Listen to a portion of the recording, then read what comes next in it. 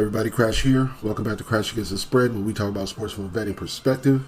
This is Crash After Dark, coming to you after work before I have to go to work in the morning, so I don't have time to give you these picks in the morning. So, real quick, I'm going to go through what I've actually bet and my favorite out of those, just to let you know where my confidence level lies with these. So, starting tomorrow morning, we have the London game at 9:30 a.m.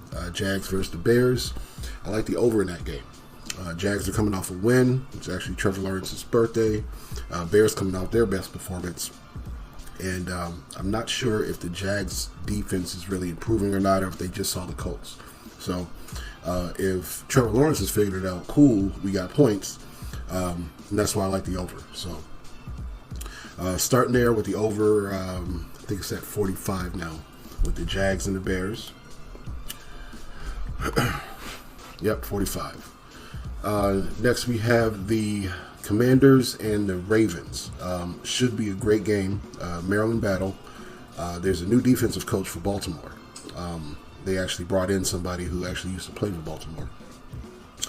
So that might be a switch up in scheming and ways of thinking that the Commanders aren't really ready for. So I do lean the Ravens. I do like a high-scoring game. I think the Commanders are going to be able to move the ball. I think they're going to be able to put up points. But it all comes down to, say, the final drive. Say that the Ravens are tied with the Commanders, and there's a pick six from Jaden Daniels trying to get down the field or something like that, and Baltimore wins by 7. Stuff like that. Tense moments. New defensive play caller, or at least defensive coach. I think we might be in for a slightly different game than we've seen or that we expect. So that's why I necessarily don't want to be on the spread. But I would lean to the Ravens in that one. And everybody's on the over, and it's gone down a point. So not really sure what to make of that either. I do have an over in a parlay, so that's where I'm also leaning to. Texans and the Patriots. I like the Patriots starting Drake May. I think that it might shake up the offense enough. I think that he might be better than Jacoby Brissett. And Houston is missing Nico Collins. Mixon might play. He's supposed to suit up and play, but they are missing Nico Collins, which I think changes their offense a little bit. So, putting my faith in the kid, Drake May, plus 6.5 is where the number is now. Not one of my favorite bets, though. That's just where I would lean in this game with that many points. I expect a new shakeup from the Patriots. Cleveland and Philadelphia. Highest spread on the board. Philadelphia is 8.5-point favorites over Cleveland at home. Totals at 42.5. I like Philadelphia in this game only because Cleveland has looked like such a dumpster fire all season. So I don't think they've broken 20 points yet. I don't think Deshaun Watson has broken 200 yards passing yet. And all of those are issues. I know I think they had a bye last week. Not positive. I know Philly did. So maybe that's what I'm thinking about. But I don't think that Cleveland really has a chance to win this game, especially Philly coming off a bye. But that 8.5 is high. So I'm looking at Philadelphia, and that won't be one of my most confident bets. Indianapolis and Tennessee. I wish Joe Flacco was playing in this, but if Joe Flacco was playing, we wouldn't get the Colts at plus 2.5, which is where it is now. So I do have Tennessee money line in a parlay, and that's where I lean to that. I don't want to force Will Levis to win by 3, but that's where I'm looking at for this game. Anthony Richardson has pretty much only played 4 games in his career over 2 years. He was banged up last game, or I think 2 games before Flacco came in last week, and there's no telling if he'll make it through this game. So Tennessee money line is what I have at minus 140. but I would hate you if you did the spread. Cardinals and the Packers. Are the Packers really 6 points worse? Or are the Cardinals really 6 points worse than the Packers? That's what I've been thinking about pretty much all week. If we really look at their records, I'm not sure which of these wins from Green Bay is really impressive. They beat a Rams team. Malik won those two games in between. He won it versus the Colts and one versus the Titans. And there's also a loss to Philly won that first game, and they lost to the Vikings. So their two losses are to the Eagles, who, as we go on, haven't looked as good before their bye week, and the Vikings, who we know that are 5-0. So they only lost to the Vikings by 2. But they beat a Rams team, a Titans team, and a Colts team, which we know all have issues. So I think I'm on the Cardinals plus the 5.5. It's been there all week. It hasn't moved no matter where the money's been coming in on. So I think the books like that position, and I'm with them. So plus 5.5 is where I'm at for that. Looking at it,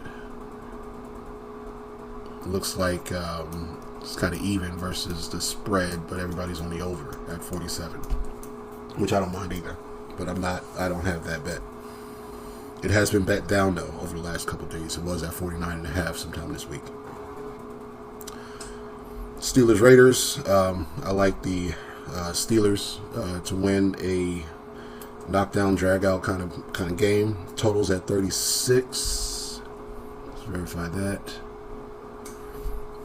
Totals at 36.5.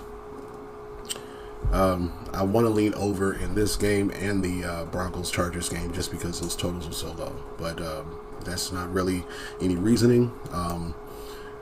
Chargers haven't allowed anybody to score more than 10 points all season.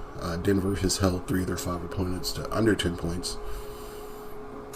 And we all know how the Pittsburgh defense is. So I'm not advocating betting the over in those games. It's not my confident bet. It's just such a low total that even not trying, I think they can get over that. So remember, 21-17 is 38 points. So that's considered a low-scoring game still. Saints and Tampa Bay. I skipped this game, but I like Tampa Bay.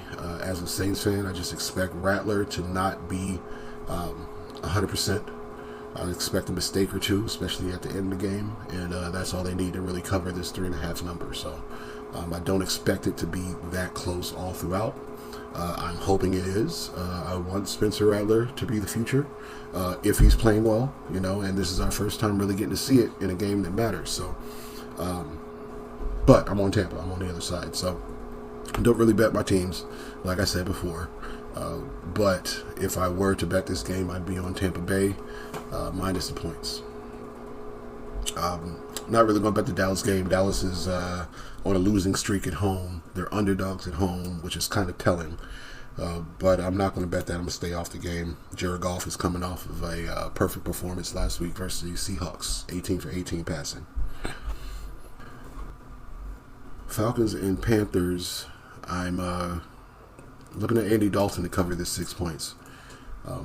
I know what the team is, but I would prefer if the Falcons and the Buccaneers weren't able to run away with the division. So looking at the Panthers to be able to stop the Falcons or at least cover this spread. Bengals and the Giants. Expect the Bengals to win. I kind of like the over because the Bengals defense is not as good as we want it to be. But that means putting your faith in Daniel Jones to also score some points. So, given time, he's proven to make some plays. But if Cincinnati is on him, he's going to look like the regular Daniel Jones, and Cincinnati might run away with this. So, we'll see how I feel later on in the day, whether I'm going to bet that one or not. And then tomorrow being Monday, we'll go over the Monday Night Football game when we got the Bills and the Jets. So, if I had to pick my favorite picks out of these plays, it would be the Buccaneers, minus the 3.5. It would be the Jags and the Bears over.